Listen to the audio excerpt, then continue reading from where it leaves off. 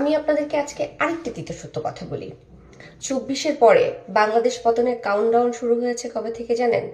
1 June 2025, যেদিন supreme court order দেয় যে দাঁড়িপাল্লাকে পূর্ণ নিবন্ধন দেয়া হোক, এবং ইসি 4 জুন যখন নিবন্ধনটা অফিসিয়ালি তাদেরকে দিয়ে দেয়, তখন থেকে আমাদের বাংলাদেশের পতনের কাউন্টডাউন শুরু।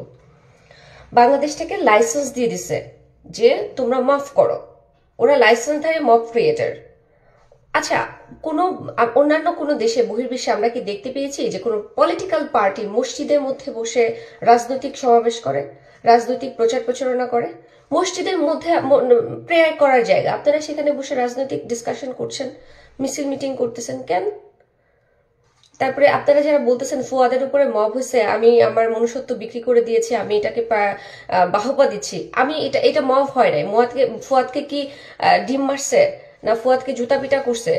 একটা ভুয়া লোক, ও যেটা ওন করে সেটাই বলছে। বরিশালের মানুষ বলছে ফুয়াদ ভুয়া, ঠিকই তো বলছে। এখানে ভুল কোথায়? এখানে মব কোথায় দেখলেন আপনারা? সে টকশোর মধ্যে বসে ইতিহাসকে যেভাবে বিকৃতি করে, ইতিহাসকে নিয়ে যেভাবে ব্যঙ্গ করে, এবং ধর্মকে রাজনীতির একটা অঙ্গ বানিয়ে ফেলেছে। শুধু তাই না, সে নারীদেরকে রাজনীতি করতে দিতে চায় না, সেটা আমি জ্বলন্ত প্রমাণ। আরো অনেকে আমাদের সাথে, সে নারীদেরকে রাজনীতি করতে দিতে চায় না, নারীরা ঘরের মধ্যে থাকবে, নারীর অধিকার সে বোঝে না, এবং সে বলে যে আমি একজন আইনজীবী। তাহলে এরকম একটা মানুষকে ভুয়া বলবে না? অবশ্যই ভুয়া বলবে। এটা মানুষের অধিকার আছে, এটা সাংবিধানিক অধিকার, বলবে। এটা কোনো মব না। যারা বলছেন মব, তারা প্লিজ জামাত ইসলামকে দেখেন, অন্যান্য ইসলামিক আন্দোলন পার্টিগুলাকে দেখেন, তারা কিভাবে জনসম্মুখে মানুষকে ভয় দেখাচ্ছে, মানুষের উপরে মব তৈরি করতেছে। আবুল সরকারের উপরে মব হয়েছে,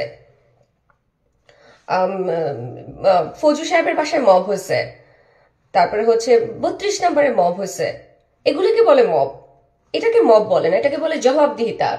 বরিশালের মানুষ জবাব দিয়েছে যে একজন ভুয়া মানুষ যে নিজেকে বলে আইনজীবী, আসলে সে আইনের আ জানে না, সে নারী বিদ্বেষী, রাজনীতির র জানে না, সে দেশকে ভালোবাসে না, ইতিহাস বোঝে না, গণতন্ত্র বোঝে না, রাষ্ট্র বোঝে না, কিচ্ছু বোঝে না, কিন্তু গলাবাজি করে নাটকের মতো ডায়লগ ডেলিভারি দিলে কি পলিটিশিয়ান হয়ে যায়? তাকে কি মানুষ ভুয়া বলবে না? আর এটা বলা কি মব?